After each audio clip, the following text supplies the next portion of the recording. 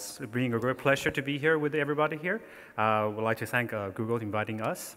As you probably heard from the name, the organization I work for, Asian Disaster Preparedness Center, we're actually focusing on the preparedness side of the disaster risk management. We're focusing on how do you reduce the impact of disaster before they happens. So I think we heard a lot of good things about the various different panels this morning. Some of the things, for example, like Margareta Wallstrom mentioned, there's a lot of risk assessment data that's already available out there. A lot of governments, a lot of technical agencies, such as ADPC, we have done a lot of work in the past on that. But one of the issues is actually, after we hand the report back to the government agencies, they just sit there on the shelf. They're collecting dust, basically. So how do you actually address that issue? How do you actually make use to utilize those information for any other kind of research and any kind of usage? This is what I'm trying to address today. So I think in supporting the World Bank on the GFDR lab, we're actually utilizing one of the initiatives called GeoNode. It's actually an open source platform.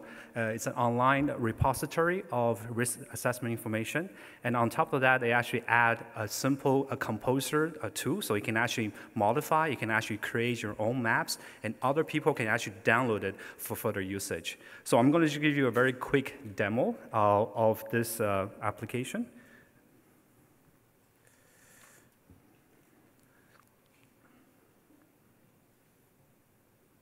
Okay.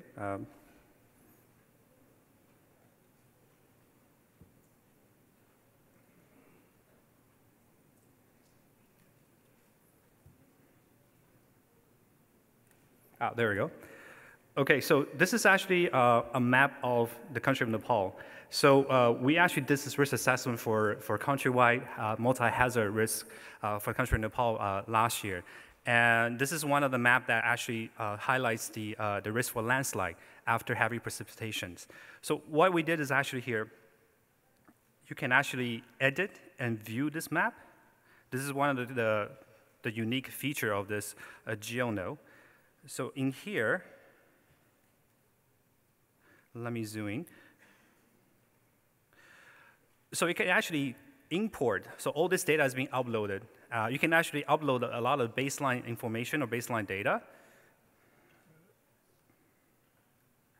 For example, the household, for example, the number of school, for example, the road, the location of the roads. So one of the unique ways is actually we can actually modify and manipulate this data further within GeoNode.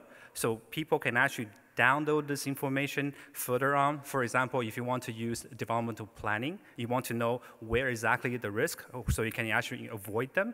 Or if something that you have to do, you cannot avoid that location, what sort of simple mitigation measures you can actually put in place, sort of to disaster-proof the developmental gains of the projects. So that's the whole concept behind this. And the good thing is about this is actually open source, and people can use that freely. And you can actually do downloading in the raster file or in the vector shape file as well. So I think one of the key issues we're trying to address is actually trying to get the right information to the right person or party at the right time. So by having this very simple online sharing of risk assessment information, we hope that we can actually contribute to the open source data information flow on the internet. Thank you very much.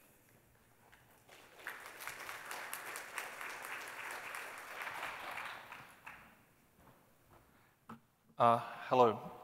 As I was introduced, my name is Nigel Snoad. I work in Google as a product manager for .org, which is the philanthropic arm of Google that was mentioned this morning a couple of times. And I'm lucky enough to be working with the crisis response team. And as it was mentioned earlier as well, the goal of the team is to make sure that citizens and our users have access to information that matters in times of a crisis. And it was noted that sort of the team is an outgrowth of the volunteer efforts that happened across Google and still happen.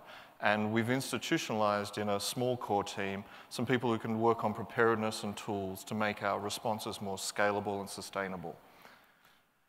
But I used to actually do this kind of work and a bit of this and make these kind of maps. And so working with formal response agencies is great. But ultimately, I came to Google last year because I wanted to work on providing citizens with critical information directly about what they needed to keep themselves safe and to take action. And we, like everybody else, does a little bit of a user-facing mapping about what information citizens need. And there's some pretty obvious categories, and Person Finder was demoed at lunch, which is the where are the people I care about, and the what's happening and what are the resources I need, and what can I do to keep myself and my family safe are very obvious questions. And it turns out that people come to Google extensively to find this answer. So this is a piece of internal data whereby the two big spikes are the Chile earthquake in 2010 and the Japan earthquake last year. And these are people in Hawaii searching for tsunami. They were searching for the terms, when's it coming? Am I going to be safe? What do I have to do? Do I have to worry, etc.? And there were very few good answers anywhere on the web that were available. There's some great alerting data that's out there. So we look forward to trying to do something about that.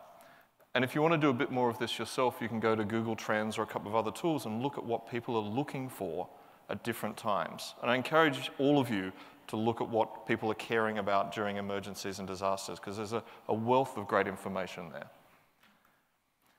So in the past, we've tried to address this problem by doing things like what we call a homepage promo. Under the homepage of Google, last year we put out a tsunami alert for the entire Pacific Rim, basically, in multiple languages that said it's coming and linked to the relevant information.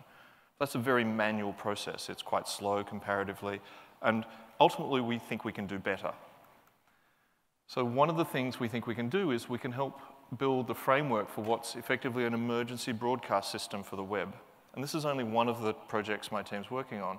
But our goal really is to say, okay, we can get authoritative information and push it to people when it matters. Because there are many traditional alerting systems, such as klaxons and other kinds of straight-up alerts that go out, including wireless alerts. But there's nothing if people are on the net and on the web. So we've built something that looks a bit like this, which is if you go to google.org/public alerts, you can see a list of the alerts, which at the moment just come from the United States. This is clearly something we want to change, and we will hopefully work with some of the people in this room to change that in the near future. But this is not particularly interesting in terms of a list of all the alerts that are active. I can go to the National Weather Service in the US to find this information if I care, or equivalent agencies in Japan and so forth. What really matters is that we're able to do this kind of thing.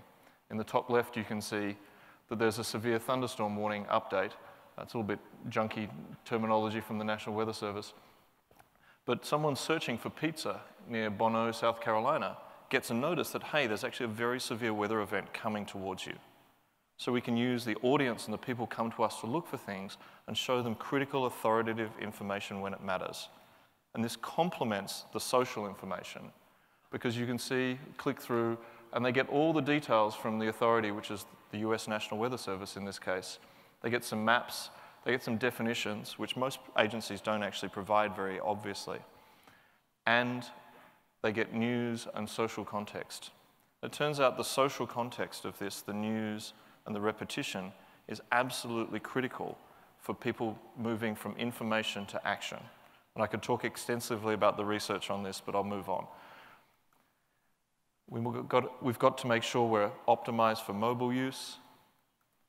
And ultimately, we've got to make sure we take this to as many of Google's platforms as possible in the future, to make it a service for as many places as possible beyond just the straight-up net and the web, and to make sure that we work with partners to get trusted sources of data in a really secure, automated way, and that means structured data.